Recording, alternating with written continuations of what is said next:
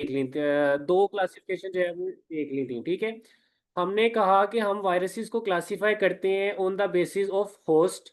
तीन तरह के हमने बनाए थे, जो बैक्टीरिया के अंदर होते हैं, जो प्लांट्स के अंदर होते हैं, जो एनिमल्स के अंदर होते हैं, ठीक है। दूसरी हमने उनको मॉर्फोलॉजी की बेस पे जो है ना वो हमने उनको क्लासिफाई किया था। हमने कहा कि वो स्फेरिकल होंगे, वो टेडपोल शेप हो सकते हैं, लार्वा की तरह के हो सकते हैं, और वो रोड शेप हो सकते हैं, ठीक है।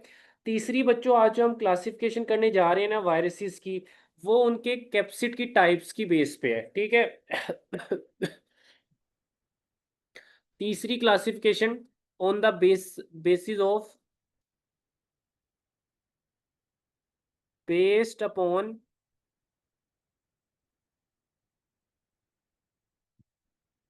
Type of capsid. कैप्सिड क्या होता है बच्चों? क्या होता है कैप्सिड?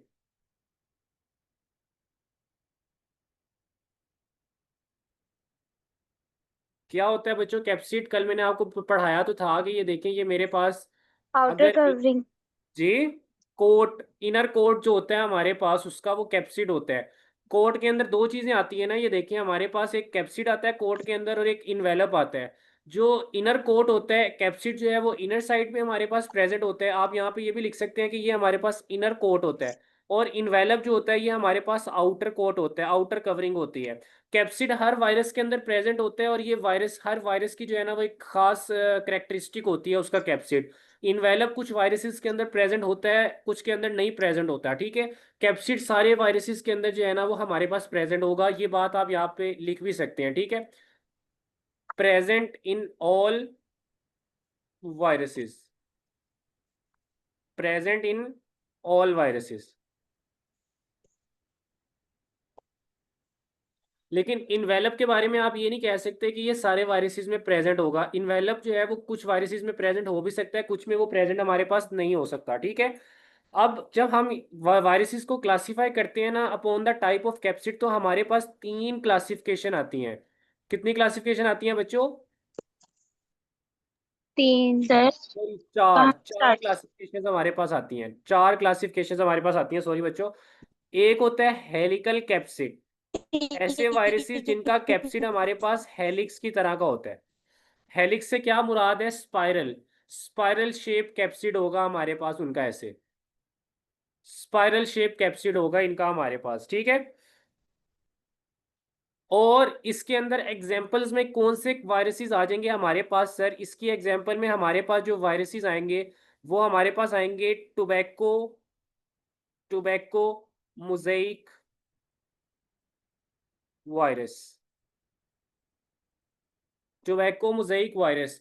इनका कैप्सिड किस तरह का होगा बच्चों? इनका कैप्सिड हमारे पास जो है वो हेलिकल होगा। हेलिकल, या आप कह दें स्पाइरल।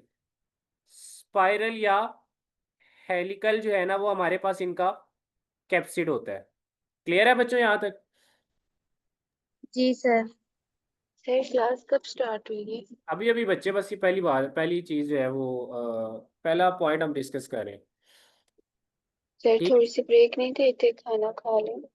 जी जी बच्चे, इतना टाइम नहीं है थोड़ा सा। चाहिए पॉइंट। हमने वायरसेस को क्लासिफाई कर रहे थे हम लोग, तो हमने दो बेसिस के ऊपर पहले क्लासिफाई किया, उनकी मॉर्फोलॉजी के ऊपर, और उनकी जो है वो हमने जो फर्स्ट क्लासिफिकेशन की थी वो होस्ट के ऊपर की थी, ठीक है। अब हम उनको क्लासिफाई कर रहे हैं बच्चों टाइप ऑफ कैप्सिड के ऊपर, कि उनके कैप्सिड की टाइप किस तरह की होगी, उसकी बेसिस पे हम उनको जो है वो क्लासिफाई कर रहे हैं।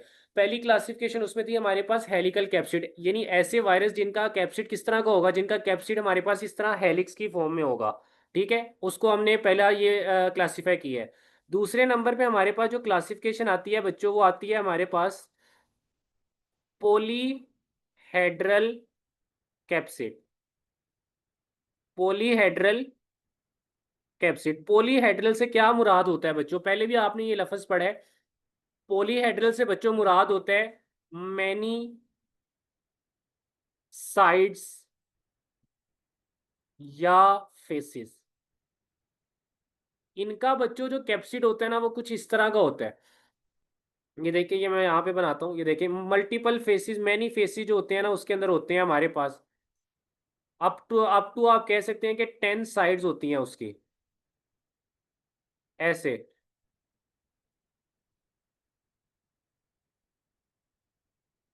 ये देखें मैंने कितनी साइड्स बनाई है इसके अंदर, 1 2 3 4 5, ये 6 7 8 9 10। अब टिल इनकी जो है ना वो हमारे पास 10 साइड्स होती हैं, 10 से ज्यादा भी हो सकती हैं, ठीक है। तो इनके कैप्सिड की हमारे पास बच्चों साइड्स बहुत ज्यादा होती हैं। और इनकी एग्जाम्पल में हमारे पास कौन सा वायरस आ जाता है बच्चों, इनकी एग्जाम्पल में हमारे पास एडिनो वायरस आ जाता है। कौन सा आ जाता है? एडिनो वायरस हमारे पास इसकी एग्जाम्पल में आ जाता है। और इनके बारे में आपने एक खास बात ये भी याद रखनी है बच्चों कि इन वायरसेस के अंदर ना हमारे पास स्पाइक्स प्रेजेंट होती हैं। क्या प्रेजेंट होती हैं? स्पाइक्स लाजमी प्रेजेंट होती हैं। स्पाइक्स क्या था, मैंने आपको बताया था कि वो जो इन्वेलप, इस कैप्सिड के बाहर क्या होगा मेरे पास, इस कैप्सिड के बाहर बच्चों मेरे पास होगा इन्वेलप। क्या होगा? इन्वेलप। क्या होगा इन्वेलप, बच्चों? Envelope, envelope. और उस इन्वेलप से ऐसे बाहर जो है ना वो प्रोजेक्शंस निकल रही होंगी मेरे पास, और उन प्रोजेक्शंस को हम क्या कहते हैं? स्पाइक्स। स्पाइक्स। शाबाश, स्पाइक्स बने होते हैं।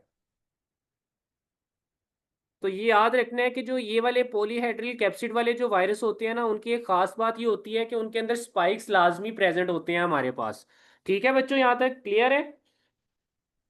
यस जी सर। क्लियर है? उसके बाद सर आपने ये हेलिकल स्पाइरल वाला क्या पॉइंट बताया है? इनका कैप्सिड बच्चों, ये देखो इनका कैप्सिड ऐसे हमारे पास स्पाइरल फॉर्म में होता है, हेलिक्स की फॉर्म में होता है। सिंपल ये बताया मैंने। और टोबैको मोज़ेइक वायरस जो है वो हमारे पास इसकी एग्जांपल के अंदर जो है ना वो आ जाता है, जो टीएमवी वायरस होता है प्लांट्स के अंदर। ठीक है, क्लियर है बच्चों? Okay sir. तीसरी हमारे पास जो इसकी क्लासिफिकेशन आती है on the basis of type of capsid, वो आती है इन्वेलप्ड वायरसेस या इन्वेलप्ड कैप्सिड वाले वायरसेस। Enveloped capsid. अब सर हमारे पास, मैंने आपको बताया कि हर वायरस के अंदर कैप्सिड तो लाजमी प्रेजेंट होता है। फॉर एग्जांपल ये इसका कैप्सिड है, ये एक वायरस है। ये वायरस का अंदर जो है बच्चों वो डीएनए पड़ा हुआ है, ठीक है, और ये इसका कैप्सिड है। अब कुछ वायरसेस होते हैं बच्चों हमारे पास जिनके कैप्सिड के ऊपर इन्वेलप हुआ होता है, जिनके कैप्सिड के ऊपर हमारे पास इन्वेलप प्रेजेंट होता है, जिनको हमने कहा था इन्वेलप्ड वायरसेस। लेकिन कुछ वायरसेस होते हैं हमारे पास बच्चों जिनके जिनके कैप्सिड के ऊपर हमारे पास जो है वो इन्वेलप प्रेजेंट नहीं होता, और उनको हमने नॉन इन्वेलप्ड वायरसेस या नेकेड वायरसेस भी कहा था। ये वाले वायरसेस होंगे हमारे पास बच्चों इन्वेलप्ड वायरसेस। ये कौन से होंगे बच्चों? Enveloped viruses. और ये वाले होंगे हमारे पास नॉन इन्वेलप्ड वायरसेस या नेकेड वायरसेस। तो तीसरी क्लासिफिकेशन होती है on the basis of envelope. कुछ में हमारे पास इन्वेलप प्रेजेंट होता है, कुछ में हमारे पास बच्चों इन्वेलप प्रेजेंट नहीं होता। ठीक है, और इसकी मिसाल हमारे पास जो इन्वेलप्ड वायरसेस की मिसाल होती है बच्चों वो हमारे पास होती है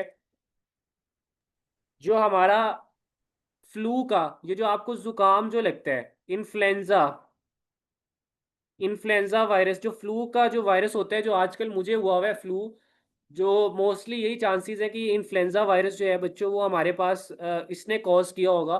तो इस वायरस की वजह से जो आपको फ्लू होता है, तो ये जो वायरस होता है हमारे पास, ये आप लोगों ने याद रखना है कि ये हमारे पास इन्वेलप्ड वायरस होता है। क्लियर है? इसके गिर्द हमारे पास इन्वेलप होता है, और जब इन्वेलप प्रेजेंट होगा तो उससे बच्चों आपको पता है कि उससे क्या निकल रही होंगी, ऐसे बाहर उससे हमारे पास ऐसे स्पाइक्स बाहर निकल रही होंगी।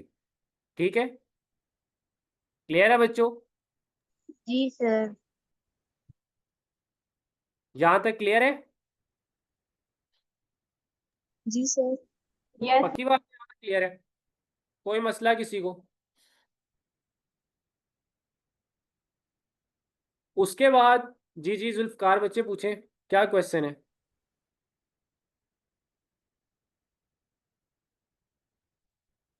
जी बच्चे जुल्फकार।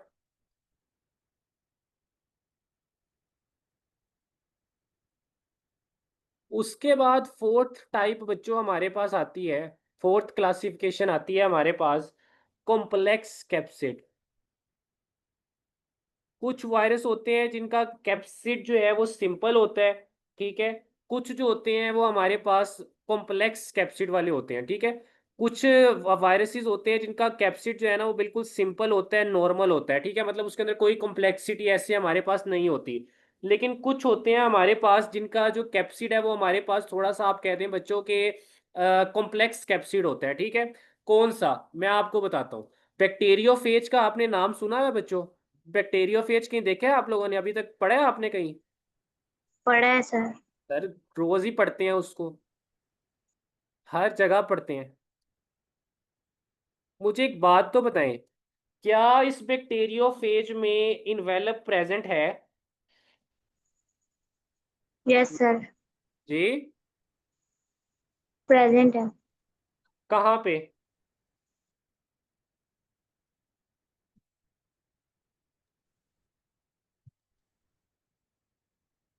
कहाँ पे? सर नहीं प्रेजेंट। क्यों नहीं प्रेजेंट? जवाब देना, मतलब मुझे बताएं, मुझे आता नहीं है, बताएं मुझे।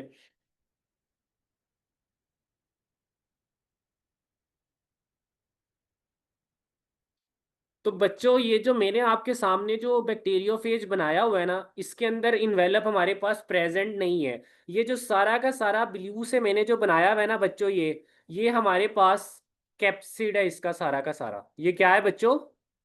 कैप्सिड है। ये क्या है मेरे पास बच्चों? ये मेरे पास क्या है बच्चों? कैप्सिड। कैप्सिड है। कैप्सिड। यानी हमारे पास आप कह सकते हैं कि बैक्टीरियोफेज एक ऐसा वायरस है जो कि नेकिड वायरस है। कौन सा वायरस है? नेकिड। नेकिड, नॉन इन्वेलप्ड वायरस है, नेकिड वायरस है हमारे पास, ठीक है। नेकिड वायरस है हमारे पास बैक्टीरियोफेज। अब अगर इस बैक्टीरियोफेज का आप कैप्सिड देखें, ये पूरा का पूरा कैप्सिड देखें, तो मुझे बताएं क्या ये हेलिकल है?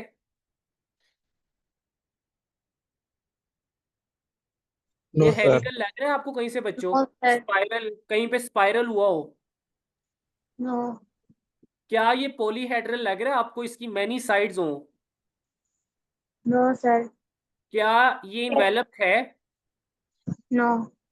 नो। मुझे बताएं, इसकी शेप देख के, इस बैक्टीरियोफेज की शेप देख के आपके जहन में कोई शेप आती है कि यार ये स्क्वायर होगा, ये रेक्टेंगल होगा, ये हेक्सागोनल होगा, ये ऑक्टागोनल होगा, ये फलां होगा, ये फलां होगा? कोई शेप आपके जहन में आ रही है? कोई टेडपोल बनी हो शेप। आपके जहन में शेप? हेक्सागोनल। टेडपोल।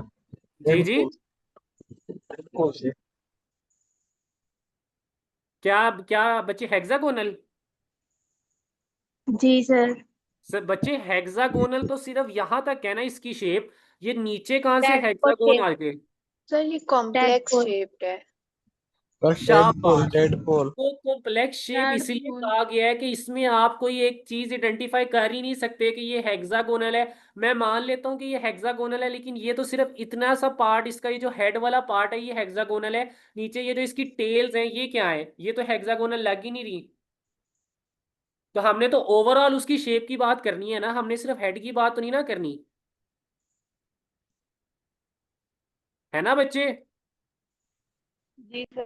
तो जी ऐसे सर। वायरसेस जिनकी शेप अजीब सी हो, हम उसमें कोई आइडेंटिफिकेशन कर ना पाए, ठीक है, जैसे ये बैक्टीरियोफेज है, तो हम कहते हैं कि ये हमारे पास कॉम्प्लेक्स वायरसेस हैं, कॉम्प्लेक्स कैप्सिड वाले वायरसेस हैं। समझ आई बात बच्चों? यस। तो bacteriophage is the prime example of complex capsid वाले वायरसेस। ये इसका बच्चों हमारे पास हेड होता है, और ये हमारे पास बैक्टीरियोफेज की टेल होती है। क्लियर है? क्लियर है बच्चों यहां तक? यस। यस अब मैं सर। आपको ना, बैक्टीरियोफेज हमारे टॉपिक में इंक्लूडेड तो नहीं है, मैं आपको वो पढ़ाऊंगा भी नहीं, लेकिन मैं आपको ना सिर्फ एक दफ़ा यहाँ पे ना बच्चों एक बड़ी इंपॉर्टेंट बात बताना चाहता हूँ। आप लोगों ने बैक्टीरियोफेज बड़ी दफ़ा पढ़ चुके हैं अभी तक इस चैप्टर के अंदर। मैं चाहता हूँ कि आपको ना मैं वो सारे पॉइंट्स रिवाइज करवा दूँ, जो आपसे वो एमसीक्यूज में पूछ सकता है, क्योंकि आपकी बैक्टीरिया आवाज बहुत कट रही है। नहीं है, लिटिक लाइटिक साइकिल्स उसके इंक्लूडेड नहीं है हमारे पास, लेकिन हमने उसके ये जो फीचर्स हैं ये तो पढ़े हैं ना, तो वो फीचर्स मैं आपको थोड़े से जो है ना वो याद करवाना चाहता हूँ, ठीक है। और वो फीचर्स क्या हैं? वो फीचर्स ये हैं, सबसे पहला हमने फीचर ये पढ़ा था कि ये मेरे पास डीएनए वायरस है। ये मेरे पास कौन सा वायरस है बच्चों? डीएनए वायरस है। फिर हमने इसकी शेप पढ़ी थी, तो शेप में क्या आया था बच्चों? शेप में हमने ये पढ़ा था कि ये हमारे पास क्यूबिकल फेज है। ये हमारे पास क्या है? क्यूबिकल, क्यूब की तरह का होता है ये, क्यूब की तरह का होता है। और इसकी बहुत ज्यादा जो है वो हमारे पास साइड्स होती हैं, ठीक है। अप टू हमारे पास 20 साइड्स होती हैं, 20 फेजेस होते हैं। इस वजह से हमने इसको इकोसाहेड्रल भी कहा था, ठीक है। इसकी बहुत ज्यादा साइड्स होती हैं हमारे पास, ठीक है बच्चों, क्लियर है? Yes sir. उसके बाद हमने पढ़ा था, क्या पढ़ा था उसके बाद? हमने एक और इसकी क्लासिफिकेशन पढ़ी कि इसकी जो ओवरऑल अगर हम इसको देखें तो ये टेडपोल की तरह का होता है, लार्वा की तरह का होता है। अगर हम इसको माइक्रोस्कोप के नीचे देखें तो ये टेडपोल शेप की तरह का होता है ये, क्लियर है? उसके बाद अब यहाँ पे आके हमने पढ़ लिया है कि इसका जो कैप्सिड होता है बच्चों वो कॉम्प्लेक्स होता है। इसका कैप्सिड हमारे पास बच्चों क्या होते हैं? कॉम्प्लेक्स कैप्सिड होता है। तो ये चार बातें आपके सिलेबस के अंदर बैक्टीरियोफेज से रिलेटेड हैं जो आपने लाजमी करनी है। पीएमडीसी के अंदर उसने बैक्टीरियोफेज का टॉपिक इंक्लूड नहीं किया, लेकिन ये चार बातें आपको बैक्टीरियोफेज के बारे में याद होनी चाहिए। वो आपसे इन चार बातों से एमसीक्यूज पूछ सकता है, क्लियर है बच्चों? Yes sir. Bacteriophage is a DNA virus. इसका स्ट्रक्चर अगर देखा जाए तो ये क्यूबिकल होता है, क्यूब बना होता है, ठीक है। और उस क्यूब की हमारे पास बहुत ज्यादा साइड्स होती हैं। मतलब मेरा कहने का ये है कि देखें, 1 2 3 4 5 6 7 8 9 10 11 12 13। मैं यहाँ पे 13 ही बना सका साइड्स इसकी। असल में इसकी साइड्स होती हैं बच्चों वो हमारे पास अप टिल 20 होती हैं, ठीक है। अप टिल कितनी होती हैं बच्चों? 20 साइड्स होती हैं इसकी हमारे पास, ठीक है। इकोसाहेड्रल से मुराद ये है कि इसकी साइड्स जो होंगी वो हमारे पास 20 होंगी। 20 साइड्स या 20 फेजेस होंगे इसके हमारे पास, ठीक है बच्चों, क्लियर है? और ये देखें, ये क्यूब की फॉर्म में क्यूब बना हुआ है हमारे पास छोटा सा, क्लियर है? और अगर हम इसको माइक्रोस्कोप के नीचे देखें, दूर से देखें, तो ये हमें एक टेडपोल की तरह का नजर आएगा। लार्वा की तरह की इसकी जो है ना वो ऐसे हमारे पास ये लार्वा की फॉर्म में, अगर हम इसको माइक्रोस्कोप के नीचे देखें ना, तो ये ऐसे हमें ये लार्वा लार्वा की फॉर्म में जो है ना ये हमारे पास ऐसे बना होगा, ठीक है। ऐसे लार्वा की फॉर्म इसने हमारे पास इख्तियार की होगी। और इसका कैप्सिड मैंने आपको बताया कि इसका कैप्सिड जो है वो हमारे पास बहुत ज्यादा कॉम्प्लेक्स होता है, क्लियर है बच्चों यहाँ तक? Yes sir. ग्लाइकोप्रोटीन, जुल्फकार बच्चे, spikes are made up of glycoprotein. Carbohydrates और प्रोटीन्स का मिक्सचर से बनी होती है वो हमारे पास, क्लियर है बच्चों? उसके बाद हमारे पास 3 क्लासिफिकेशन हमने पढ़ ली हैं। उसके बाद आती है चौथी क्लासिफिकेशन वायरस की। चौथी क्लासिफिकेशन हमारे पास जो वायरस की आती है ना बच्चों, वो बेस कर रही होती है बेस्ड अपॉन जीनोम। और ये बहुत ज़्यादा जो इम्पोर्टेंट आपके पास क्लासिफिकेशन है, ठीक है। और इस क्लासिफिकेशन को हम नाम देते हैं बाल्टी मोर क्लासिफिकेशन। क्या नाम देते हैं इसको बच्चों? हम बाल्टी मोर क्लासिफिकेशन, ठीक है। इस क्लासिफिकेशन में वो कहता है कि हमारे पास 6 तरह के जो है ना बच्चों वायरस हो सकते हैं। वो 6 तरह के वायरस कौन कौन से हैं? जिसमें हमारे पास पहले नंबर पे वायरस आते हैं जिनका जेनेटिक मटेरियल हमारे पास होता है double stranded DNA. Double stranded DNA, double stranded DNA से मुराद क्या है? नॉर्मल जैसे डीएनए होता है, डबल स्ट्रैंडेड डीएनए वायरस, यानी इनका हमारे पास जो जेनेटिक मटेरियल है ना वो हमारे पास ऐसे होगा, ये देखें, डबल स्ट्रैंडेड डीएनए वायरस, ठीक है। Double stranded DNA virus, clear है बच्चों? इसकी एग्जांपल हमारे पास क्या क्या आ जाती है? क्या आती है डबल स्ट्रैंडेड डीएनए वायरस की हमारे पास एग्जांपल? सबसे पहले हमारे पास पोक्स वायरस, जिससे आपको स्मॉल पॉक्स होता है, चिकन पॉक्स होता है बचपन के अंदर, वो डबल स्ट्रैंडेड डीएनए वायरस है। इसके अलावा एडिनो वायरस, इसके अलावा हर्पस, हर्पस का वायरस, हर्पस सिंप्लेक्स वायरस, ठीक है। इसके अलावा वर्सेला जूस्टर वायरस,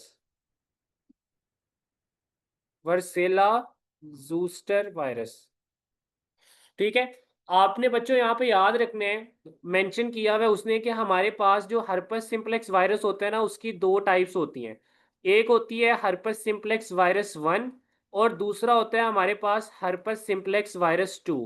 ये जो हर्पस सिंप्लेक्स वायरस 1 है ना, ये आपने याद रखना है कि ये ओरल इन्फेक्शन हमारे पास जो है ना वो करवाता है। ठीक है, ओरल हर्पिस करवाता है ये हमारे पास। हर्पिस सुना हुआ है ना, कुछ लोगों को ओरल हर्पिस की बीमारी हो जाती है, अजीब सी उनकी बॉडी के ऊपर जो है वो रिएक्शन होने लग जाते हैं।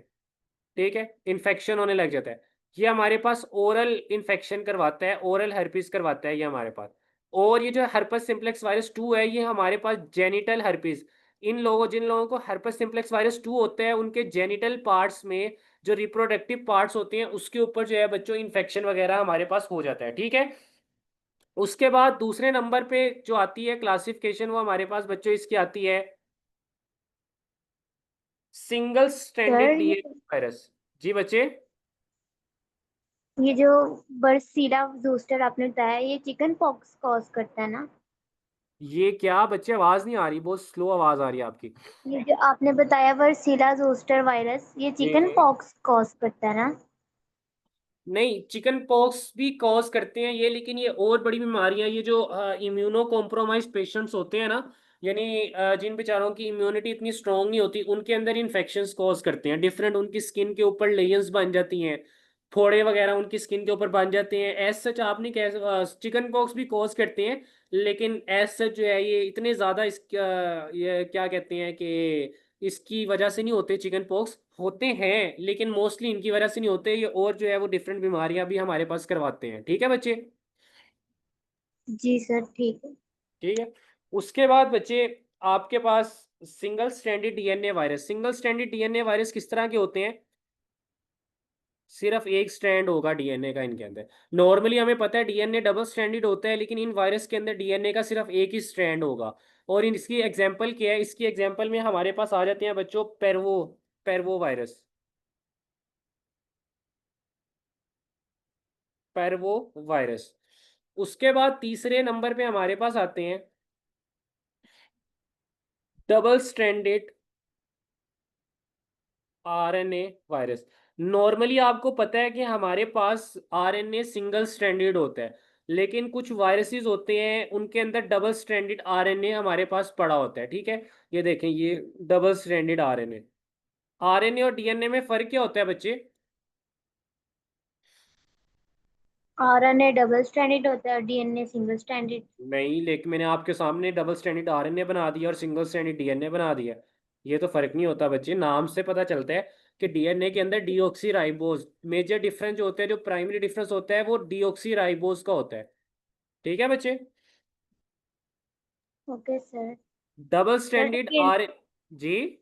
बुक्स में तो ये भी लिखा हुआ था ना एक डिफरेंस के, डबल स्टैंडर्ड और सिंगल स्टैंडर्ड का। होते हैं वो भी, लेकिन देखे ना, मैं आपसे एक मेजर एमसीक्यूज में वो आपसे ये तो नहीं पूछेगा कि मुझे सारे डिफरेंसेस बताएं। वो आपसे पूछेगा कि मेन डिफरेंस क्या होता है, तो मेन डिफरेंस तो राइबोज शुगर का होता है ना। Okay sir. ठीक है। डबल ठीक। स्टैंडर्ड आरएनए वायरस में हमारे पास एग्जांपल आती है रियो वायरस एंड रोटा वायरस। उसके बाद हमारे पास नेक्स्ट पे आता है सिंगल स्टैंडर्ड आरएनए वायरसेस।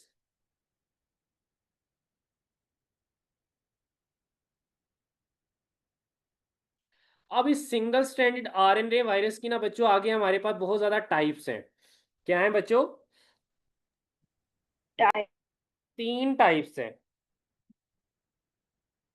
वो तीन टाइप्स ये हैं। पहली टाइप अगर मैं आपके सामने लिखूं, तो पहली टाइप है कि इन पहली टाइप में क्या होता है कि ये आरएनए वायरस मैसेंजर आरएनए की तरह काम करते हैं और प्रोटीन की सिंथेसिस करवाते हैं। ठीक है। ये जो वायरस है, इनका जो आरएनए है, ये हमारे पास मैसेंजर आरएनए की तरह काम करेगा और प्रोटीन की सिंथेसिस करवा देगा। दूसरी टाइप में क्या होता है कि ये हमारे पास आरएनए जो है खुद मैसेंजर आरएनए के तौर पे एक्ट नहीं करता, ये खुद एक्सप्रेस करके आगे जो है वो मैसेंजर आरएनए बनवाता है। ठीक है, बात मेरी समझिएगा। ये जो था, ये खुद मैसेंजर आरएनए की तरह जो है वो काम कर रहा था। लेकिन ये वाली जो सेकंड टाइप है ये हमारे पास एक्ट एज अ टेम्पलेट, ये मैसेंजर आरएनए की तरह काम नहीं करता, ये खुद मैसेंजर आरएनए को बनाता है। Act as a template for messenger RNA, ये खुद प्रोटीन की सिंथेसिस नहीं करवाएगा, ये अपने आगे अपने आप को टेम्पलेट के तौर पे यूज करके नया मैसेंजर आरएनए बनाएगा और वो मैसेंजर आरएनए आगे प्रोटीन की सिंथेसिस करवाएगा। समझ आई बात बच्चे मेरी यहाँ तक? समझ आ गई कि दोबारा एक्सप्लेन कर दूं? सर दोबारा एक्सप्लेन। देखें, आरएनए वायरस, ये वाला जो आरएनए है ना, जो ये वाले वायरसेस हैं, इनका आरएनए जो है ना बच्चों, वो खुद ही मैसेंजर आरएनए के तौर पे एक्ट करता है। यानी क्या होता है कि ये आरएनए है वायरस का, ये हमारे पास मैसेंजर आरएनए के तौर पे एक्ट कर रहा है और ये प्रोटीन बना देगा आगे। ठीक है, ये इनकी बात मैं कर रहा हूँ। लेकिन ये वाले जो वायरस हैं, इनका जो आरएनए है वो मैसेंजर आरएनए के तौर पे काम नहीं करेगा, वो आगे मैसेंजर आरएनए बनाएगा और वो आगे वाला मैसेंजर आरएनए जो है वो फिर प्रोटीन की सिंथेसिस करवाएगा हमारे पास। क्लियर है?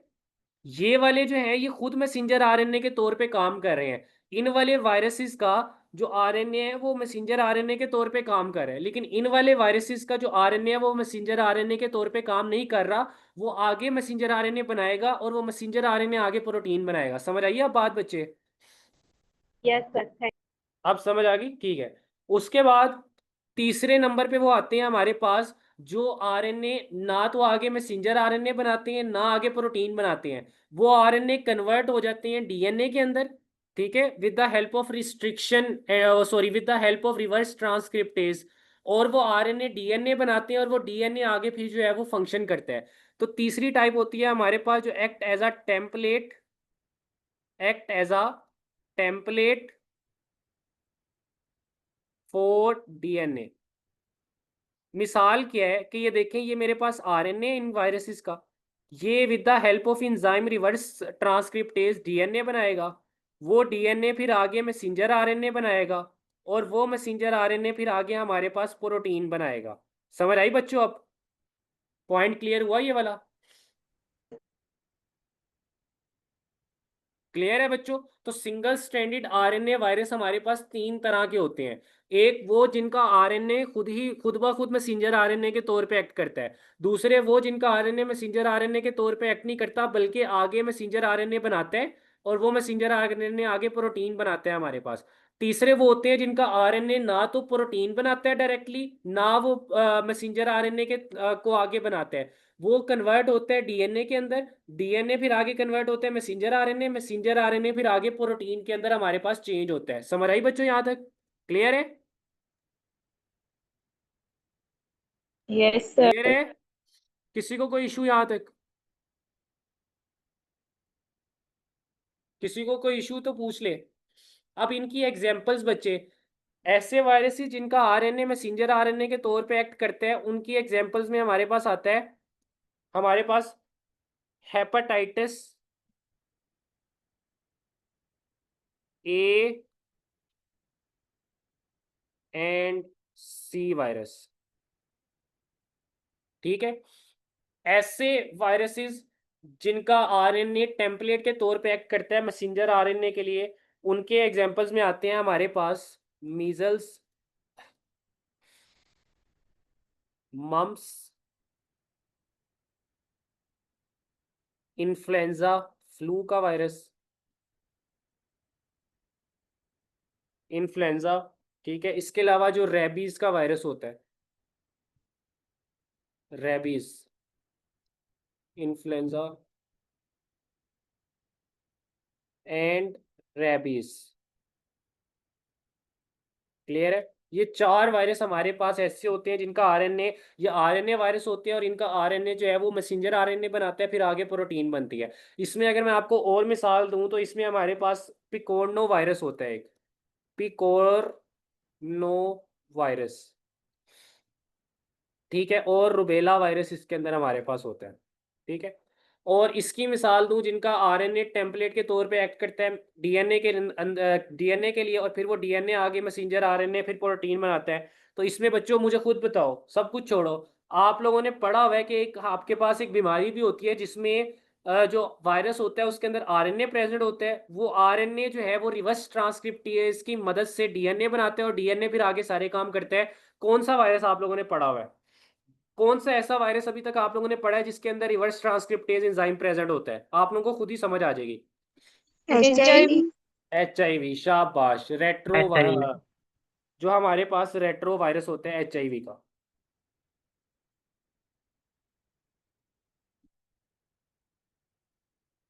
Retro virus human immunodeficiency virus जो होता है वो हमारे पास ये करवा रहा होता है। ठीक है बच्चों, तो मैंने आपको इसकी क्लासिफिकेशन जो है ना जितनी मैक्सिमम पॉसिबल थी ना वो सारी की सारी करा दी है। और इतनी डिटेल में इसलिए कराई है क्योंकि उसने पीएमडीसी की आउटलाइन के अंदर जो है वो सबसे प्रोमिनेंट करके क्लासिफिकेशन जो है ना वो लिखा हुआ है। क्लियर है बच्चों यहाँ तक? Yes sir. किसी को कोई मसला तो पूछ ले।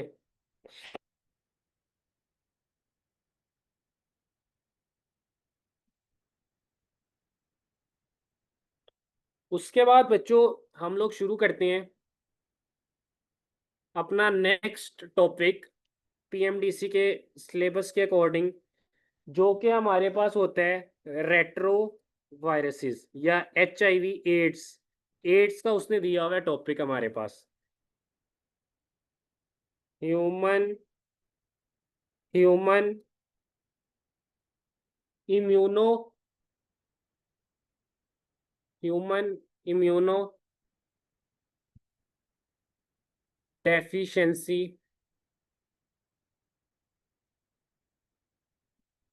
वायरस। ठीक है, ये जो ह्यूमन इम्यूनो डेफिशिएंसी वायरस होता है इसको हम रेट्रो वायरस भी कहते हैं। ठीक है बच्चों? नहीं बच्चे, बैक्टीरियोफेज का लाइफ साइकिल नहीं इंक्लूडेड। अच्छा,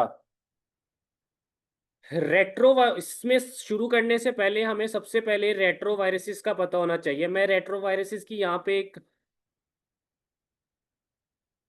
हेडिंग लगाता हूँ और मैं पहले आपको रेट्रो वायरसेस का बताता हूँ कि रेट्रो वायरसेस हमारे पास क्या होते हैं। बच्चों, रेट्रो वायरसेस हमारे पास आरएनए वायरसेस होते हैं। ठीक है, क्या होते हैं? आरएनए वायरसेस होते हैं।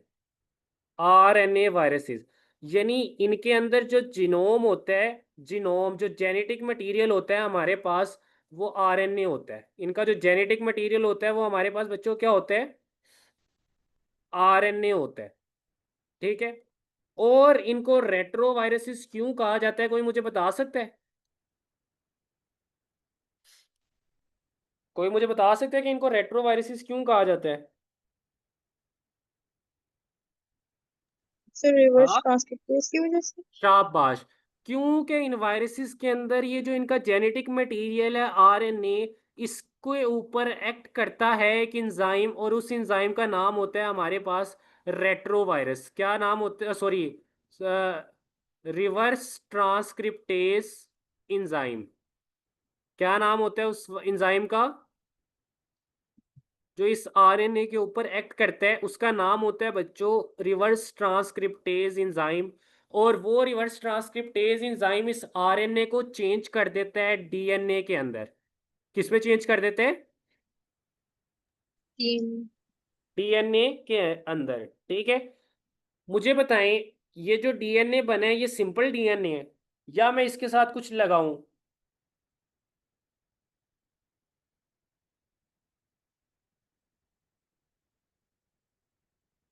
सी डीएनए का लफ्ज सुने? Sir complementary DNA. जी, मुझे क्या इसको कॉम्प्लीमेंट्री डीएनए कहना चाहिए?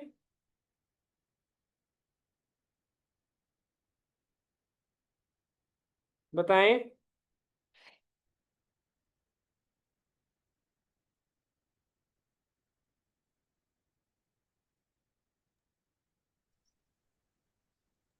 जी सर। बताएं, इस डीएनए को मैं ऐसी डीएनए लिखा रहने दूं कि मुझे इसको सी डीएनए कहना चाहिए, कॉम्प्लीमेंट्री डीएनए कहना चाहिए?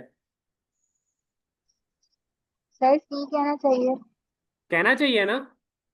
जी। शाबाश, मुझे इसको सी डीएनए कहना चाहिए। ये सी लफ्ज जो मैंने इसके साथ ये वर्ड लिखा है, इस सी का मतलब होता है कॉम्प्लीमेंट्री। क्योंकि इस डीएनए को हमने किस तरह बनाया है, हमने इस आरएनए का सीक्वेंस यूज करके इस डीएनए को बनाया है। तो हम कहते हैं कि ये वाला जो डीएनए है ये इस आरएनए का कॉम्प्लीमेंट्री है। कॉम्प्लीमेंट्री का मतलब क्या होता है? सेम, इससे बना हुआ है। ठीक है, सेम। तो इसलिए हम इसके साथ जो है वो सी लगाते हैं कि ये वाला डीएनए हमारे पास कॉम्प्लीमेंट्री डीएनए है। क्लियर है बच्चों? जी सर। क्लियर है। अच्छा, उसके बाद और अगर मैं आपको जो है वो इनकी मिस फीचर्स बताऊं, तो रेट्रोवायरसेस बच्चों हमारे पास सफेरिकल होते हैं। रेट्रोवायरसेस हमारे पास क्या होते हैं बच्चों? सफेरिकल होते हैं। और इनका डायामीटर जो होता है वो हमारे पास 100 नैनोमीटर होता है। 100 नैनोमीटर इन डायामीटर। क्लियर है। और ये इन्वेलप्ड वायरसेस होते हैं, यानी इनके इर्द गिर्द क्या प्रेजेंट होगा बच्चों? इन्वेलप प्रेजेंट होगा। क्या प्रेजेंट होगा? इन्वेलप। तो जब इन्वेलप प्रेजेंट होगा तो इसका मतलब है क्या प्रेजेंट होंगी? क्या प्रेजेंट होंगी बच्चों? Spikes. स्पाइक्स भी Spikes. हमारे पास जो है वो प्रेजेंट होंगी, क्योंकि स्पाइक्स इन्वेलप से ही बनती हैं हमारे पास। ठीक है। जी सर। अगर मैं आपसे पूछूं कि सब कौन सा रेट्रो वायरस जो है वो आपके पास जो है वो आपने आज तक सुना है और वो बहुत ज्यादा जो है वो कॉमन है?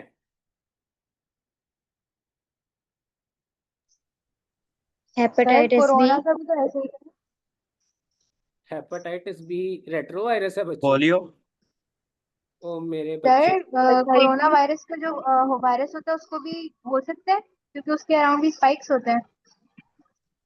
बच्चे रेट्रो वायरस स्पाइक से कोई ताल्लुक नहीं है। रेट्रो वायरस का, रेट्रो वायरस का ताल्लुक है रिवर्स ट्रांसक्रिप्टेज एंजाइम से। Sir HIV। शाबाश मेरे बच्चों, ऊपर लिखा हुआ है मैंने HIV। Human immunodeficiency virus जो होता है वो हमारे पास सबसे कॉमन रेट्रो वायरस है। रेट्रो वायरस में क्या होता है? क्या होता है रेट्रो वायरस में? रिवर्स ट्रांसक्रिप्टेज एंजाइम आरएनए को डीएनए में कन्वर्ट करता है। तो यहाँ पे हमने सिर्फ ये वाली जो हमारी कैटेगरी है जिसमें आरएनए से हम डीएनए बनाते हैं, ये वाली कैटेगरी को हम रेट्रो वायरस भी कह सकते हैं। इनको हम क्या कह सकते हैं? रेट्रो वायरसेस भी कह सकते हैं। और हमने रेट्रो वायरसेस की मिसाल में HIV पढ़ी थी। जो बच्चा हेपेटाइटिस ए और सी कह रहा था, बच्चों हेपेटाइटिस का वायरस रेट्रो वायरस नहीं होता, वो हमारे पास इस वाली कैटेगरी के अंदर आता है, सिंगल स्ट्रैंडेड आरएनए वायरस में, जिनका आरएनए जो है वो डायरेक्टली प्रोटीन बना देता है, मैसेंजर आरएनए के तौर पे एक्ट करता है और प्रोटीन बना देता है। उस कैटेगरी में वो फॉल करता है, वो रेट्रो वायरस की कैटेगरी में फॉल नहीं करता। समझ आई बच्चे?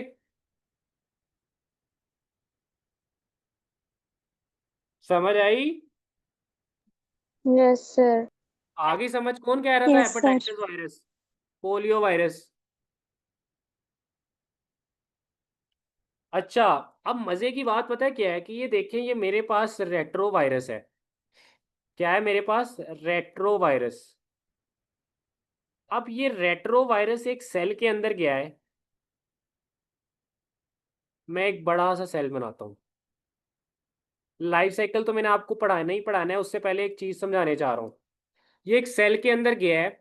उस सेल का ये दरमियान में न्यूक्लियस प्रेजेंट है, और न्यूक्लियस के अंदर जो है वो डीएनए प्रेजेंट है। ठीक है। ये रेट्रोवायरस गैस इस सेल के अंदर वहां पे जाके इसका आरएनए जो है वो रिवर्स ट्रांसक्रिप्टेज की मदद से जो है वो डीएनए के अंदर चेंज हो गया। ये डीएनए गया न्यूक्लियस के अंदर, डीएनए ने वहां जाके जो है वो आगे आपको पता है मैसेंजर आरएनए बनाएगा। क्या बनाएगा? Messenger RNA. ये ब्लू जो है ये हमारे पास वायरस का डीएनए है। मैसेंजर आरएनए से आगे प्रोटीन्स बनेंगी, वो वायरल प्रोटीन्स होंगी, वो हमारे पास सेल को डिस्ट्रॉय कर देंगी। ठीक है। ये तो हमने पढ़ा ना कि रेट्रोवायरस जो है वो इस तरह हमारे पास अटैक करता है। दूसरी एक मजे की बात पता है क्या है? कि ये देखें, ये मेरे पास इस होस्ट सेल का डीएनए है। ये क्या है? होस्ट सेल का डीएनए है। और ये मेरे पास जो है वो जो वायरस था उसका वो जो डीएनए बना रिवर्स ट्रांसक्रिप्टेज की मदद से वो है। वो कहता है कि ये जो वायरल डीएनए है ना, ये जाके इस डीएनए के अंदर जो होस्ट का डीएनए है उसके अंदर ये इंटीग्रेट कर सकता है, उसके अंदर जाके अटैच हो सकता है। ये देखें, उसके अंदर जाके क्या हो सकता है, अटैच हो सकता है। ये देखिए ऐसे अटैच हो जाता है।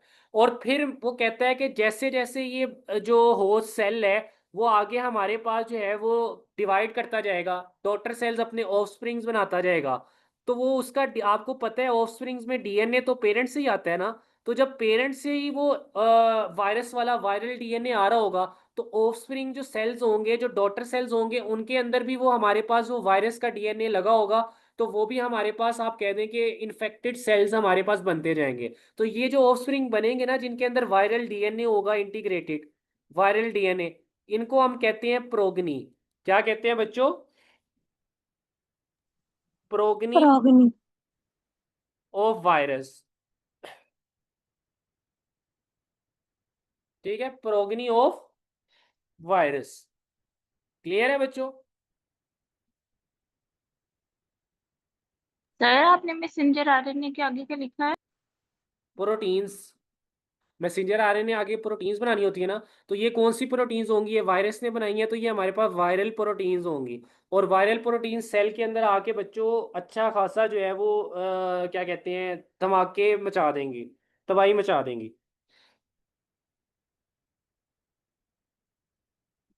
क्लियर है? और सर एक बच्चों, बार जी जी, स्प्रिंग वाली बात दोबारा क्या ऑफ क्या? स्प्रिंग्स वाली। सर ये देखें, दोबारा रिपीट। ये देखें ना, ये मेरे पास बच्चों, ये देखो, ये मेरे पास होस्ट का डीएनए था। ठीक है, ये उसका डीएनए पड़ा हुआ है। अब वायरस का डीएनए आके इसके अंदर वो कहता है कि ऐसे इंटीग्रेट कर सकते हैं, इसके अंदर होस्ट के डीएनए के अंदर जुड़ सकते हैं ऐसे। ठीक है, अब जब वो इसके डीएनए के अंदर जुड़ेगा तो ये डीएनए आगे बच्चे ऑफस्प्रिंग के अंदर जाना है ना, जब सेल ने डिवाइड करना है तो ये डीएनए ऑफस्प्रिंग के अंदर चला जाएगा, चला जाएगा ना। Yes sir. तो वो जो ऑफस्प्रिंग्स बनेंगे उनके अंदर भी वो वायरल डीएनए होगा। और वो भी फिर आगे वायरस वाले, आप हम कहेंगे कि ये भी वायरस वाले सेल्स हैं, ये भी वायरल सेल्स हैं। ठीक है, हम कहेंगे कि वायरस के बच्चे हैं, प्रोगनी हो गई है वायरस की। और फिर ऐसे ऐसे सारे से उनके आगे जो बच्चे होंगे उनके अंदर भी वायरल डीएनए होगा। ठीक है, इस तरह वायरस जो है वो बढ़ता जाएगा हमारे पास, वायरस जो है वो ज्यादा सेल्स को इन्फेक्ट करता जाएगा। पहले एक था, फिर उसके बच्चे हुए दो, दो से चार, चार से आठ, आठ से 16, 32, ऐसे बढ़ते बढ़ते हमारे पास वो पूरा ही कब्जा कर लेगा। क्लियर है बच्चे? Yes sir. अब समझ आ गई? प्लीज जहां सर। तक क्लियर है बच्चे, समझ आ गई? यस। अब ये वाला जो सेल है जिसके डीएनए के अंदर जाके बच्चों वो वायरल डीएनए जो है वो हमारे पास लग चुका है, इंटीग्रेट हो चुका है। ठीक है, और उसने भी वो वायरस वाली हरकतें करना शुरू कर दी गई हैं, ये सेल पूरा का पूरा एक वायरस ही बन गया आप कह दें। ठीक है, इसके अंदर जो है वो वायरल डीएनए आके जुड़ गया। अब ये जितने भी काम करेगा ये उस वायरल डीएनए के कंट्रोल के मुताबिक करेगा। क्योंकि आपको पता है कि डीएनए जो होता है वो सेल का कंट्रोल सेंटर होता है। डीएनए ही सेल को पूरा कंट्रोल कर रहा होता है, न्यूक्लियस, यही पढ़ा है ना आपने। तो इस सेल के सारे काम ये जो वायरल डीएनए है वो कंट्रोल करने लग जाएगा। ठीक है, तो हम इसको कहेंगे कि ये अब सेल हमारे पास इस टाइम एक प्रो वायरस बन चुका है। क्या बन चुका है? प्रो वायरस बन चुका है। क्लियर है? और फिर ये आप आगे अपनी प्रोगनी बनाएगा, अपनी ऑफस्प्रिंग्स बनाएगा। वो भी जो है वो हमारे पास वायरस के तौर पे एक्ट कर रहे होंगे, उनके अंदर भी वायरल डीएनए हमारे पास लगा होगा। क्लियर है बच्चों यहाँ तक बात? सर प्रो वायरस का क्या बताया आपने? देखे ना, वो वाला सेल, होस्ट सेल जिसके ऊपर आके वायरस ने अटैक किया और उस सेल के जेनेटिक मटेरियल जो डीएनए है उसके अंदर अपना डीएनए जो है वो इंटीग्रेट कर दिया, अटैच कर दिया। ये देखें, ये मैंने अटैच किया हुआ है, ये वायरल डीएनए मेरे पास यहाँ पे आके होस्ट के डीएनए के अंदर अटैच हो गया है। अब ये सारा का सारा सेल जो है वो वायरस के कंट्रोल में आ गया है, वायरल डीएनए के कंट्रोल में आ गया है। देखें, डीएनए सेल को कंट्रोल कर रहा होता है ना। अब जब उसका डीएनए खत्म हो गया और वायरल डीएनए ने आके कब्जा कर लिया है, तो सेल भी तो अब उस वायरल डीएनए के मुताबिक ही काम करेगा ना। ऐसे ही है ना। तो हम कहेंगे कि ये वाला जो सेल है ये अब हमारे पास प्रो वायरस बन चुका है। ये क्या बन चुका है हमारे पास? प्रो वायरस बन चुके हैं। अब क्लियर है बच्चे यहाँ तक? Yes sir. पक्की बात है, किसी को कोई इशू? उसके बाद बच्चों हमारे पास आगे आगे शुरू होते हैं सर थोड़ा सा रिपीट कर दे, मुझे समझ नहीं आया। क्या नहीं समझ आया बच्चे? कुछ भी समझ नहीं आया, मतलब प्रोजेनी ऑफ वायरस के जी बाद जी से कुछ समझ नहीं आया। प्रोजेनी ऑफ वायरस के बाद से कुछ समझ नहीं आया। बच्चे, उसके बाद मैंने कहा है कि देखें, वायरस का डीएनए आया, वायरस का डीएनए आ गया, आरएनए आया, आरएनए से डीएनए बना रिवर्स ट्रांसक्रिप्टेज की मदद से। अब ये डीएनए अगर जाके उसके न्यूक्लियस के अंदर उसके अपना जो सेल का डीएनए था, अपना होस्ट सेल का जो डीएनए था एक नॉर्मल सेल का, अगर तो ये डीएनए जाके उसके नॉर्मल डीएनए के अंदर लग जाए, इंटीग्रेट हो जाए, तो ये उसके डीएनए के ऊपर कब्जा कर लेगा। अब सेल सेल को कौन कंट्रोल कर रहा होता है? क्या चीज सेल को कंट्रोल करती है? सेल के सारे फंक्शंस कौन कंट्रोल न्यूक्लियस। करता है अलिशा बच्चे? डीएनए। डीएनए। अब उसका डीएनए ही जो है वो अपना खत्म हो चुका है और वायरल डीएनए आके जो है वो उसके अंदर जुड़ चुका है। तो अब वो किसके अंदर अंडर कंट्रोल जो है वो काम करेगा? वो वायरल डीएनए के अंडर जो है वो काम करेगा।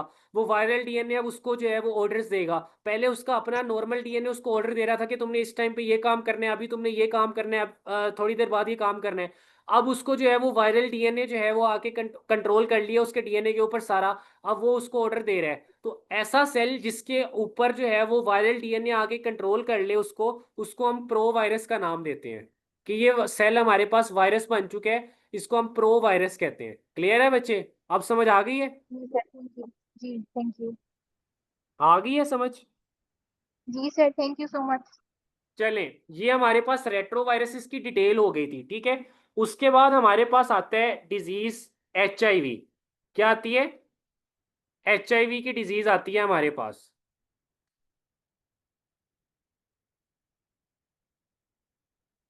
और एचआईवी की डिजीज हमारे पास, उसको हम कहते हैं एक्वायर्ड इम्यूनो डेफिशिएंसी सिंड्रोम, जिसको हम एड्स का नाम देते हैं मोस्टली। ये एड्स बीमारी किस वायरस की वजह से होती है बच्चों? एचआईवी वायरस की वजह से ये हमारे पास बीमारी जो है वो होती है। ह्यूमन इम्यूनो डेफिशिएंसी वायरस जो होता है उसकी वजह से ये हमारे पास जो है वो होती है, ठीक है।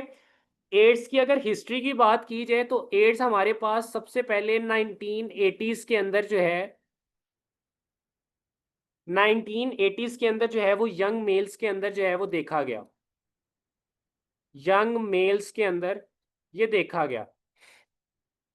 और पता चला कि ये जो यंग मेल्स थे वो सारे के सारे होमोसेक्सुअल थे। होमोसेक्सुअल से मुराद बच्चे ये है कि जो एक ही सेक्स के अंदर जो है वो आप कहते हैं कि उनका सेक्सुअल इंटरेक्शन हो हमारे पास, उसको हम होमोसेक्सुअल कहते हैं, ठीक है बच्चे। तो इन ऐसे यंग मेल्स जो होमोसेक्सुअल्स थे, उनके अंदर 1980s में ये सबसे पहले हमारे पास जो है बच्चे ये देखा गया, ठीक है। उसके बाद थोड़े अरसे के बाद ये नॉन होमोसेक्सुअल पेशेंट्स के अंदर भी जो है ना वो हमारे पास डिस्कवर हो गया। थोड़े से अरसे के बाद, सून आफ्टर, ये हमारे पास जो नॉन होमोसेक्सुअल पेशेंट्स थे उनके अंदर भी ये डिस्कवर हो गया। तो पहले तो ये जाना जाता था कि ये सिर्फ होमोसेक्सुअल जो लोग होते हैं उनके अंदर ये हमारे पास जो है वो होती है बीमारी। लेकिन थोड़े अरसे के बाद जब नॉन होमोसेक्सुअल पेशेंट्स के अंदर भी जब ये दरियाफ्त हुई, तो ये वाली हमारे पास एजम्पशन या ऑब्जर्वेशन जो थी वो हमारे पास कैंसिल हो गई, ठीक है। हैव एड्स, क्लियर है बच्चों? हैव एड्स, ठीक है। अच्छा, और फिर हमें पता चला कि इस बीमारी का जो मेन मकसद है ना वो ये है कि इन सारे लोगों ने क्या की हुई थी, इन सारे लोगों ने ब्लड ट्रांसफ्यूजन जो है ना वो दी हुई थी। ब्लड ट्रांसफ्यूजन से मुराद है ब्लड जो है वो दिया था, ठीक है। या कोई इस तरह के इंस्ट्रूमेंट्स यूज किए थे जिसके ऊपर जो है वो किसी दूसरे का ब्लड जो है वो हमारे पास लगा हुआ था। होता है ना, वो नाई के पास जाएं तो जो ब्लेड वगैरह होती है उसके ऊपर कोई अगर कट लग जाए और वही ब्लेड अगले बंदे के ऊपर आप यूज कर लो तो चांसेस होते हैं कि कोई इन्फेक्शन फैल जाए। क्लियर है बच्चे? और फिर हमारे पास 1984 के अंदर बच्चों, 1984 के अंदर ये जो वायरस था जो इस बीमारी को कॉज करवा रहा था, एड्स को, वो हमारे पास दरियाफ्त कर लिया गया। ठीक है, वायरस जो था वो हमारे पास आइडेंटिफाइड कर लिया गया, जो हमारे पास एड्स को करवा रहा था। Virus identified causing AIDS. और किसने किया था बच्चों ये आइडेंटिफाई? हमारे पास पास्टर इंस्टीट्यूट के अंदर जो साइंटिस्ट थे उन्होंने किया था। पास्टर इंस्टीट्यूट, पास्टर इंस्टीट्यूट के साइंटिस्ट ने हमारे पास इसको डिस्कवर किया था। और फिर 1986 के अंदर इस वायरस को एड्स, सॉरी, HIV का नाम दे दिया गया था। इस वायरस को हमारे पास बच्चों HIV का नेम दे दिया गया था। क्लियर है बच्चों? तो ये हमारे पास एक इंट्रोडक्शन था एक्वायर्ड इम्यूनोडेफिशिएंसी सिंड्रोम का। हिस्ट्री मैंने आपको एक्सप्लेन कर दी। होता क्या है एक्वायर्ड इम्यूनोडेफिशिएंसी सिंड्रोम में? जनरल सा ओवरव्यू देता हूँ आपको। हमारे पास होता ये है कि ये जो HIV वायरस है ना, HIV वायरस, ये हमारे हेल्पर टी सेल्स जो होते हैं ना, हेल्पर टी लिम्फोसाइट्स या हेल्पर टी सेल्स, उनको इन्फेक्ट करता है। अब सर ये हेल्पर टी सेल्स क्या होते हैं? तो बच्चों आप लोगों ने जो है वो वाइट ब्लड सेल्स की टाइप पढ़ी हुई है, लिम्फोसाइट्स। पढ़े हुए हैं ना आपने? वाइट ब्लड सेल्स की एक टाइप आपने पढ़ी थी, लिम्फोसाइट्स की, पढ़ी थी ना बच्चों? उन लिम्फोसाइट्स में आगे दो टाइप्स होती हैं, टी लिम्फोसाइट्स, टी सेल्स, और बी सेल्स। इन टी सेल्स में आगे हमारे पास दो टाइप्स होती हैं बच्चों, हेल्पर टी सेल्स और cytotoxic T cells. Cytotoxic T cells हमारे पास कोई भी टॉक्सिन या जो भी एंटीजन होता है, कोई भी जो बाहर से चीज आती है उसको फौरन किल करता है। और हेल्पर टी सेल्स जो होते हैं वो उनकी उसको किल करने में मदद करते हैं। तो ये जो HIV वायरस होता है ना, ये हेल्पर टी सेल्स जो होते हैं इनको इन्फेक्ट कर देता है। इनको आके जो है वो इनको इन्फेक्ट करता है हेल्पर टी सेल्स पे। इनके ऊपर आके जो है वो कंट्रोल कर लेता है, इनके DNA के अंदर अपना DNA जो है वो इंटीग्रेट कर देता है। ठीक है, इसके अलावा ये हेल्पर टी सेल्स के अलावा हमारे पास बच्चों ये मैक्रोफेजेस जो होते हैं हमारे, बी सेल्स की एक टाइप आपने पढ़ी थी, मोनोसाइट्स पढ़ी थी ना? सॉरी, वाइट ब्लड सेल्स की आपने एक टाइप पढ़ी थी, मोनोसाइट्स, पढ़ी थी ना? वो मोनोसाइट्स आगे डिफरेंशिएट करके मैक्रोफेजेस बनाते थे हमारे पास। इसके अलावा जो हमारे नर्वस सेल्स होते हैं उनको भी ये हमारे पास जो है ना वो इन्फेक्ट कर सकता है। क्लियर है बच्चे?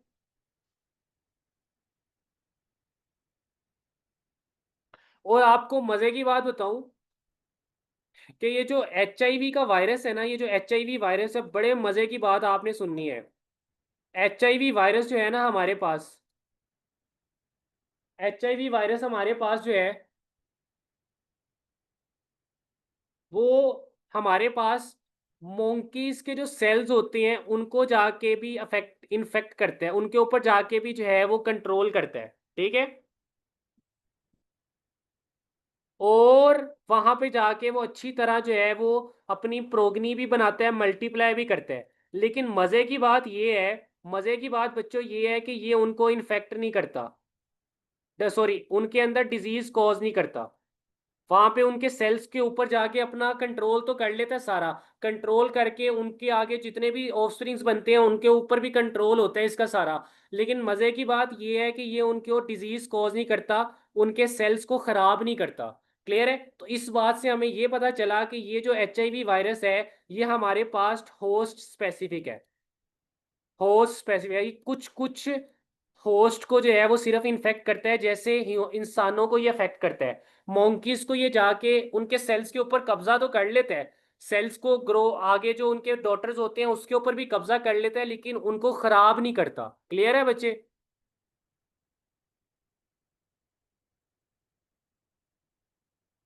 क्लियर है बच्चे? Yes sir. उनको तो इसलिए हम इसको कहते हैं कि हमारे पास होस्ट स्पेसिफिक है। अगर मैं सिम्टम्स की बात करूं, एड्स के सिम्टम्स की बात करूं अगर मैं,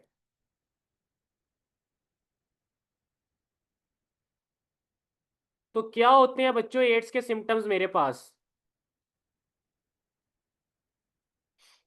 बच्चे स्वेयर किस्म का निमोनिया हो जाता है आपको।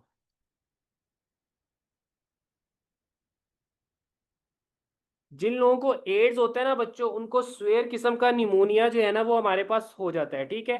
इसके अलावा उनको वस्कुलर कैंसर भी जो है ना वो हमारे पास हो सकता है।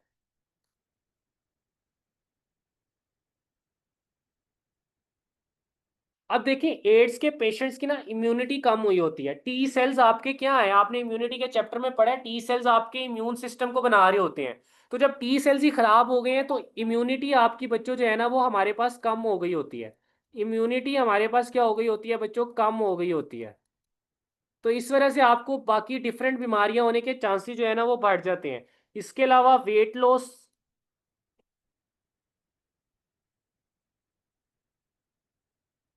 इसके अलावा बच्चे जो आपके लिम्फ नोड्स होते हैं वो स्वेल कर सकते हैं।